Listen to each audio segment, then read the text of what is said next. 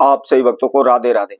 तो आज हम सही भक्तों के लिए इस वीडियो के माध्यम से, इस चैनल के माध्यम से गरीबी को जड़ से खत्म करने के लिए एक ऐसा महाप्रयोग बताएंगे जिसको करते ही आप शीघ्र धनवान हो जाएंगे। आपकी गरीबी सदा सदा के लिए समाप्त हो जाएगी।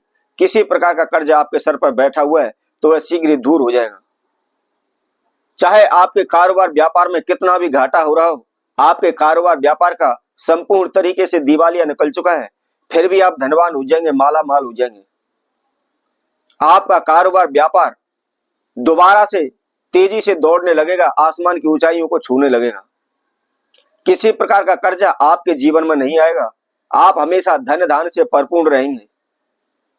आप दोबारा से अपना जीवन खुशहाल जीवन व्यतीत करने लगेंगे। सदैव आपके घर में सुख शांति बनी रहेगी।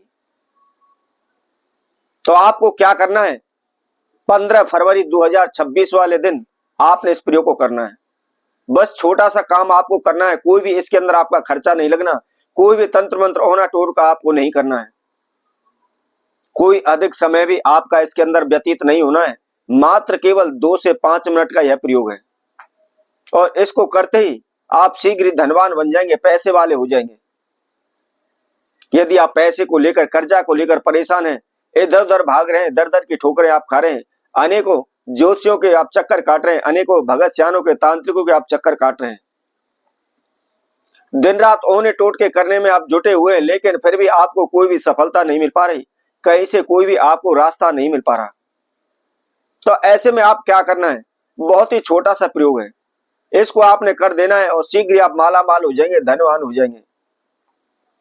तो आइए इसकी विधि हम आपको बताते हैं। इससे पहले जो कोई भक्तजन पहली बार इस वीडियो के माध्यम से हमारे साथ जुड़े हुए हैं, सर्वप्रथम हमारे इस चैनल को सब्सक्राइब करें, लाइक करें, कमेंट बॉक्स में जाकर के राधे राधे उस लिखें। और इसके साथ साथ जो भी भक्तजन इस वीडियो को देख रहे हैं संपूर्ण देखें, आखिर तक हमारे साथ जुड़े रहें। इसके अंदर हम क्या विधि बता रहे हैं, किस तरह इस प्रयोग को करना है, उसकी आप संपूर्ण जानकारी प्राप्त करें। और उसके बाद आपने इस प्रयोग को करना है, मात्र केवल एक बार ही करना है। 15 फरवरी 2026 को अर्थात महाशिवरात्रि वाले दिन आपने इस प्रयोग को करना है। क्या करना है, आपको एक बेल पत्र लेना है। किसी भी बेल पत्र के पौधे से आप एक बेल पत्र तोड़ लाएं, बिल्कुल साफ होना चाहिए, उसके अंदर किसी प्रकार का कोई छिद्र ना हो, कहीं से टूटा फटा ना हो, ये आप अवश्य देख लें। क्योंकि यदि आप कोई भी पूजा कर रहे हैं और उसमें आप किसी भी खंडित पत्ते का प्रयोग करते हैं, टूटे फटे का प्रयोग करते हैं, तो वह कभी भी स्वीकार नहीं होता है। इसलिए हमेशा बिल्कुल साफ पत्ता आपको लेना है।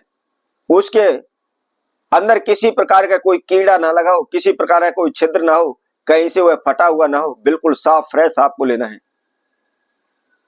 अब आपको क्या करना है, महाशिवरात्रि वाले दिन सुबह उठ करके, नहा धो करके, फ्रेश होकर के, धुले वस्त्र धारण करके आपने प्रदोष काल में आपने इस प्रयोग को करना है। जैसे कि हमने आपको बताया था, एक बेल पत्र लेना है, उसको साफ जल से धो लेना है और धोने के बाद आपने सफेद चंदन के द्वारा उस बेल पत्र के तीनों पत्तों पर अपनी मनोकामना लिख देनी है।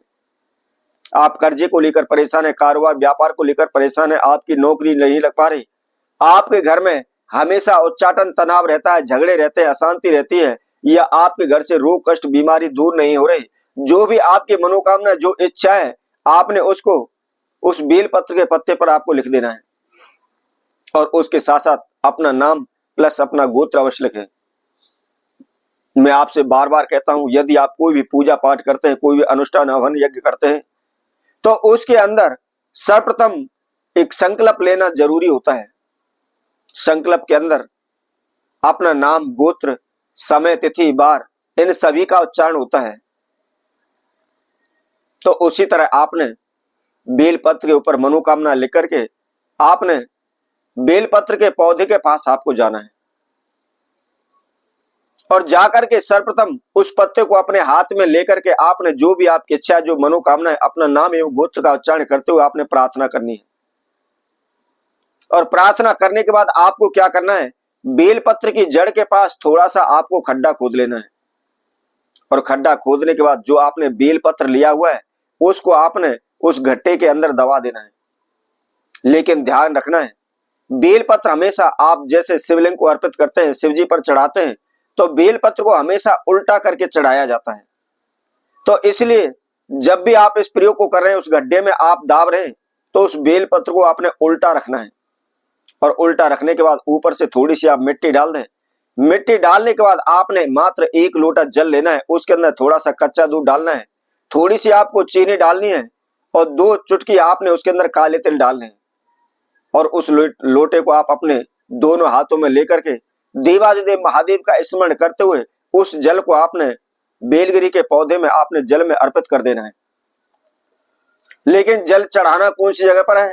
जहां पर आपने बेलपत्र को दाबा है उसी जगह पर आपने लोटे के जल को आपने चढ़ाना है और चढ़ाने के बाद उसी जगह पर जहां भी आपने पत्ता गड़ा है उसी जगह पर उसी के ऊपर आपने एक मिट्टी का दीपक, घी का दीपक तैयार आपको करना है और घी का दीपक उसी जगह पर आपको जला देना है। जला करके आप अपने घर आ जाएं, मात्र 24 घंटे में आपकी समस्याओं का हल हो जाएगा। कोई भी कार्य आपका अधूरा पटका पड़ा हुआ है या आपके धन दान में बरकत नहीं हो रही, तो धीरे धीरे दिन रोज आपकी प्रगति होती चली जाएगी, उन्नति होती चली जाएगी। मैं ये नहीं कहता आपको करते ही तुरंत करोड़ों रुपए मिल जाएंगे, परंतु आपके जीवन में जो बाधाएं आ रही हैं वह धीरे धीरे करके समाप्त होने लग जाएंगी, दूर होने लग जाएंगी। तो इसी तरह आपसे भक्तों के लिए और नए उपाय के साथ, नई वीडियो के साथ पुनः उपस्थित होंगे। तब तक के लिए सभी भक्तों को राधे राधे।